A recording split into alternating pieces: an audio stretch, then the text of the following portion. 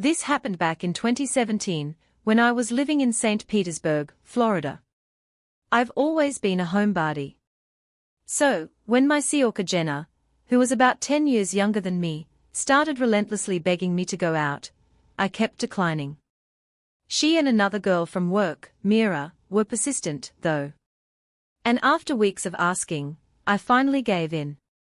I told Jenna I would join them for a night out the following weekend. As the weekend approached, Jenna came to my apartment. She wanted to leave her car there and have me drive, which immediately stressed me out. I had lived in St. Pete for 4 years, but since I rarely left my neighborhood, I knew nothing about local nightlife. The farthest I usually drove was 4 miles to the nearest Walmart. If I went any further, I'd be lost without my GPS. That evening, we got into my car and headed toward Mira's apartment. When we arrived, Mira wasn't quite ready, so we went inside and waited. Once she was ready, all 3 of us piled back into my car. Since I was driving, Jenna had to navigate. We eventually ended up at a busy club. We went inside, found a spot, and ordered some drinks. We hadn't been there long when Jenna said, "Hey, I'll be right back.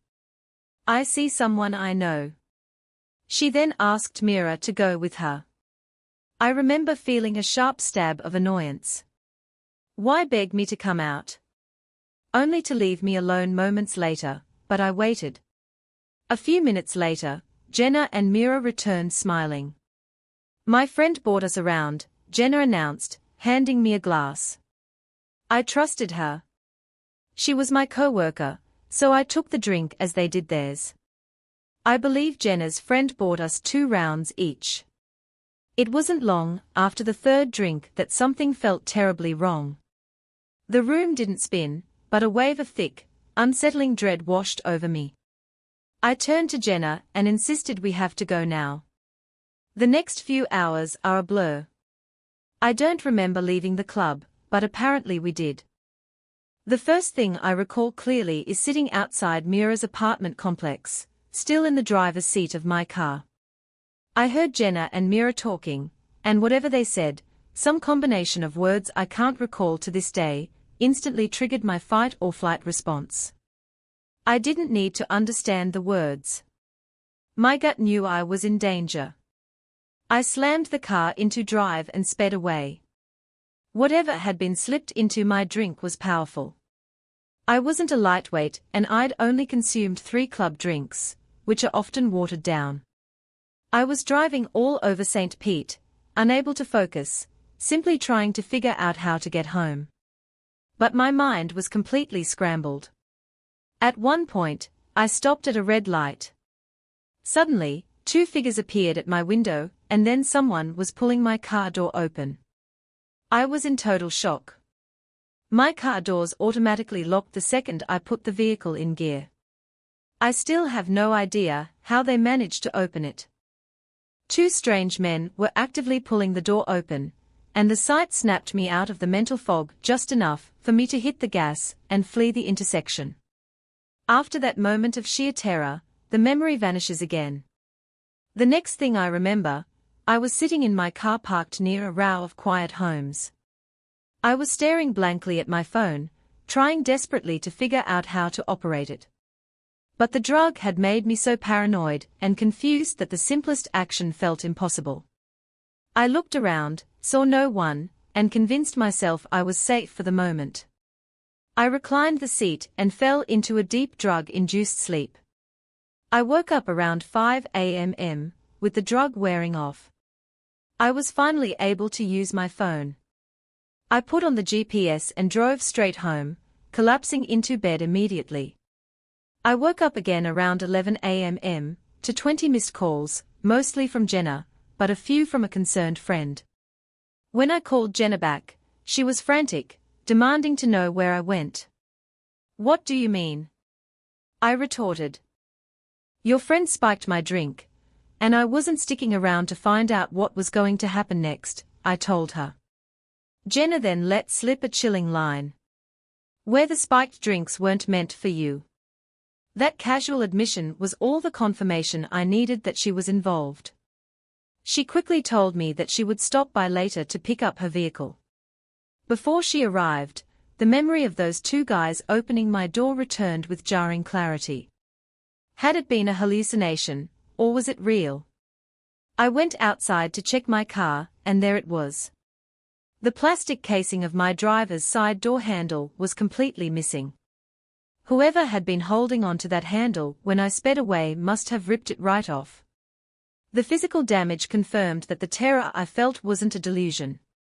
Someone had tried to get into my car while I was drugged, driving alone, and vulnerable. I was furious that Jenna had put me in such a predicament. I never spoke to her again. The moral of this terrifying story is simple, and it's the only reason I'm still here.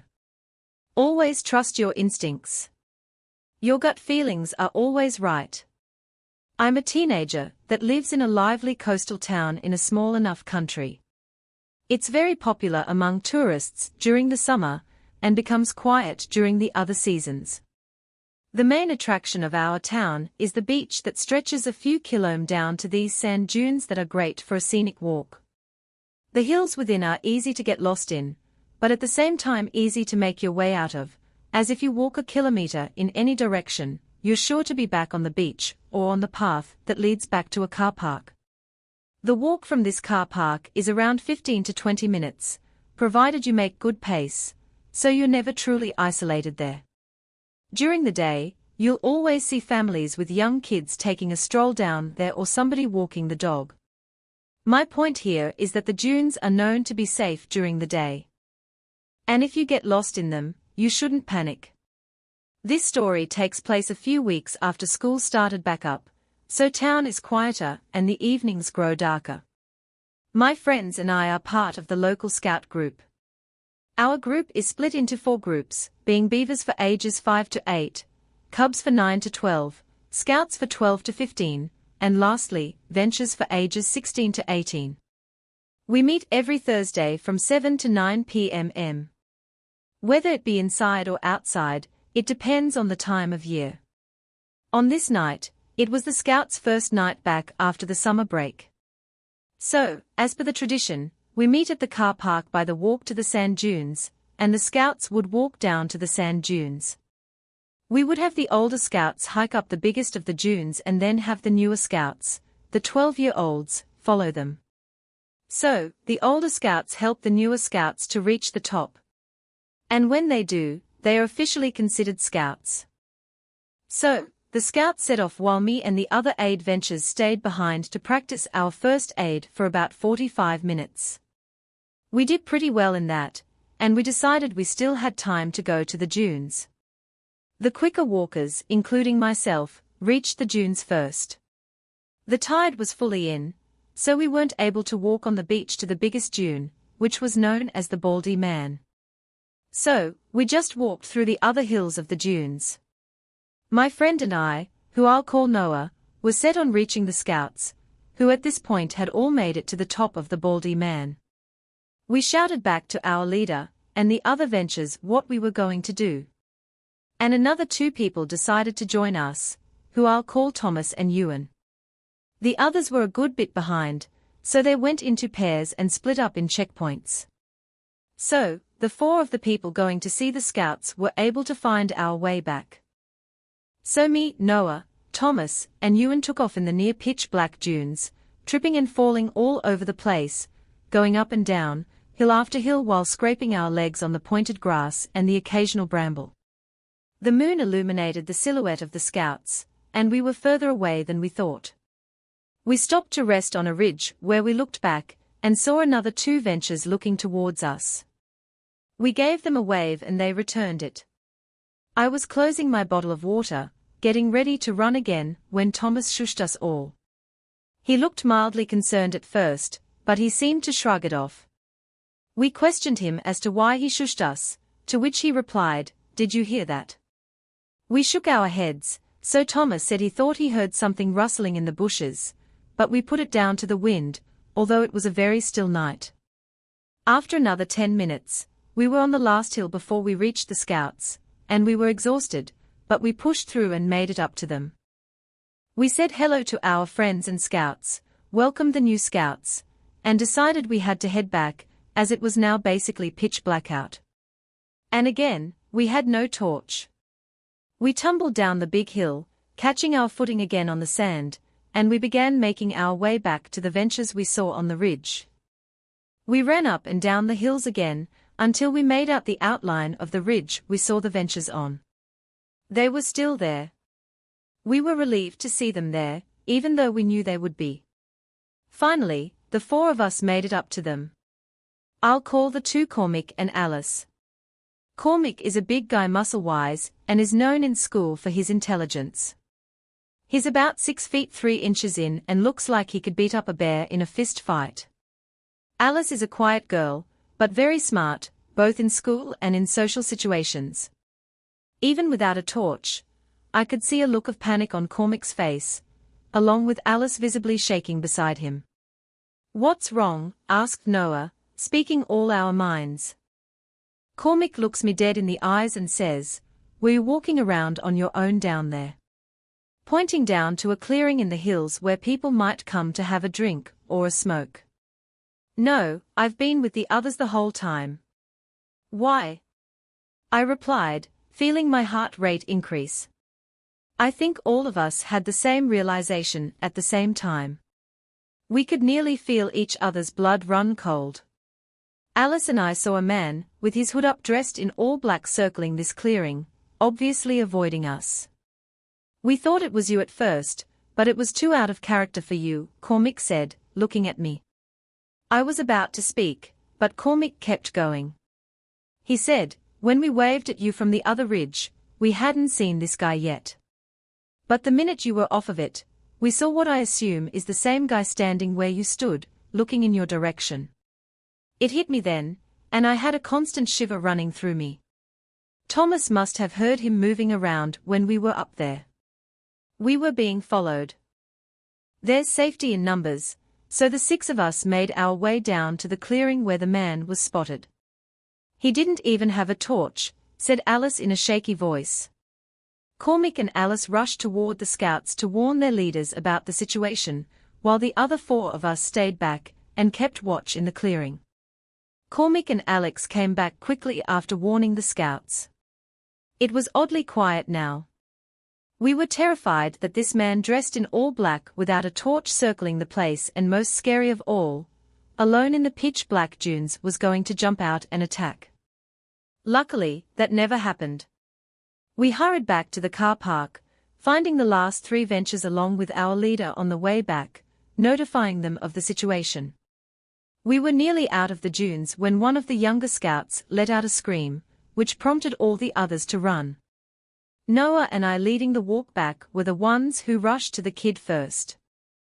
The poor child was in tears, and when we asked him what happened, he pointed to my left. There he was, the same man standing on a ridge just looking at us. Noah told everyone to run, as he said he saw a knife in the man's hand. The ventures all carried the slower children back to the car park, which was safe as far as we assumed. I never saw the man's face, nor do I plan on finding out who it was. The scouts and ventures were collected by their parents, who I assume all have their versions of the story, but only a handful know the full one. This happened when I was 22 years old. I was working as a bartender at a small dive bar a few blocks from my apartment. By no means a fancy place, just a bunch of locals who would come and get their late-night drinks, or to watch whatever games were on. I started recognizing regulars pretty quickly. A lot of them older guys. After my shifts, I usually walked home, because it was so close, and sometimes I'd have a couple shots with customers near closing time, so driving wasn't smart. The walk only took about 7 minutes, and I had done it so many times that I never really felt scared before. There was one regular who always made me uncomfortable, though. His name was Jared. I knew this because of his credit card. He looked to be around his late 30s, maybe 38. He had thinning hair and always wore the same brown jacket no matter the weather. He never came in with friends. He would sit at the bar alone and try to talk to me the entire time, showing no interest in any of the sports games I would be on. But he'd usually be there later in the night anyway. He asked personal questions sometimes, and I always kept my answers short and tried to stay polite, because that's part of the job. But I avoided encouraging him. One Friday night, he came in like usual around 10 o'clock. He nursed one beer for almost an hour and just watched me while I worked. Not like he was intensively staring at me the entire time, but I'd catch him shooting constant glances at me and he would look away when I'd notice. Almost every time I walked past, he tried to start a conversation. Near the end of his drink, he asked if I wanted to hang out sometime outside of work. I told him I wasn't interested and that I like to keep my work and personal life separate. His face changed right away. He forced a smile, threw some cash on the bar, and said, "Yeah, whatever." Then he left without tipping, which he had never done before. I remember feeling relieved he was gone, but also a little uneasy about how fast his mood shifted. My shift ended at midnight. The other bartender came in to take over and I counted my tips, grabbed my hoodie, and headed out the front door. The street was quiet like it usually was that late. I had just turned onto the next block when I heard someone say my name. It made my stomach drop right away. I turned and saw Jared standing near a lamp post. I didn't even hear him walk up. He gave a small wave and started walking toward me. I stopped but kept some distance. He apologized for storming out earlier and said that he tends to just get nervous. I told him it was fine, but that I really needed to get home. He nodded and said, "I just wanted to ask one more time if I could get your Instagram or Snapchat or something. I promise I won't bother you." I told him I don't use social media. He stared at me for a second, then smiled in a way that made me uncomfortable. He said, "That's weird because I've seen you on Instagram at the bar before." My heart started pounding because now he was directly confronting me. I had no idea how he knew that. I just said, "Please leave me alone." Because at this point, he escalated things beyond comfort. He kept smiling and said, "Okay, have a good night." I turned and started walking again, trying to stay calm. After a few seconds, I thought I heard footsteps behind me. At first, I told myself I was being paranoid, but when I glanced back, I saw him walking the same direction about half a block behind me. I sped up a little, he sped up, too. I slowed down and he slowed down. It felt like a sick game, like he was some NPC in a video game programmed to match my speed. I kept walking toward my apartment building, hoping maybe he would turn off somewhere, but he didn't. When I reached my building, I crossed the street instead of going straight to the door. I stopped and turned around. He stopped too. He just stood there under a tree, mostly in shadow. I couldn't see his face clearly, but I could still somehow tell he was smiling a little. I yelled, "Why are you following me? I don't want to have to call out for help." He didn't answer. He just stood there stiffly. I blurted out, "My boyfriend lives with me. I'm going inside to get him right now."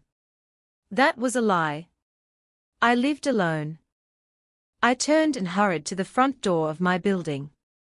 I hurried and punched in the code for the building. The door buzzed and unlocked for a few seconds. Right as I pulled it open, I heard fast footsteps behind me. I looked back and saw Jared running toward the building. I ran inside and let the door slam shut behind me. I didn't wait to see if it latched fully. I just ran up the stairs to the second floor. My apartment was at the end of the hall. I could hear the main door downstairs push open aggressively, and then footsteps hitting the stairs hard and fast. He made it in. I fumbled with my keys at the door, almost dropping them. I could hear him getting closer, his shoes slamming against each step. I finally got the key in the lock and threw myself inside, slamming the door and locking it just as he reached the hallway. A second later, his whole body smashed into my door. The impact literally shook the whole door and wall. I screamed and backed away, grabbing my phone. He hit the door again, part of this time, like he was trying to break it down. Then I heard another door open in the hallway and a man's voice yell, "What the hell are you doing?" The banging stopped. There was silence for a second, then footsteps quickly moving away. I looked through the peephole and saw my neighbor, an older guy who lived across from me. He was standing in the hall looking confused and angry. Jared was already halfway down the stairs, not saying a word. My neighbor knocked gently and asked if I was okay. I opened the door a crack, shaking and crying. I told him everything while he stayed in the hallway with me. He said he had heard the banging and thought someone was trying to break in. I called the police and they came that night and took everything very seriously.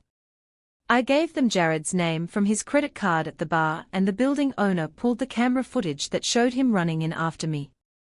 My boss gave them the bar footage, too.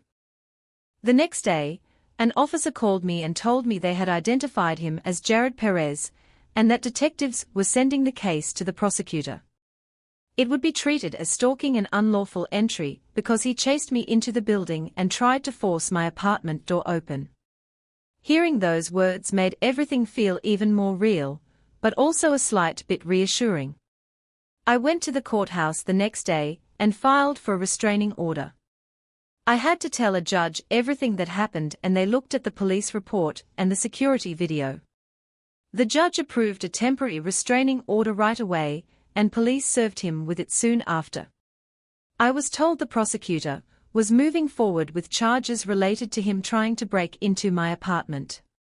I still worked at the bar for a while after that, but I stopped walking home alone at night. Even with the court order and the charges, I felt scared every time I came back to my building. I would check over my shoulder the whole walk and rush inside as fast as I could. Nothing like that ever happened again, but I never forgot this incident.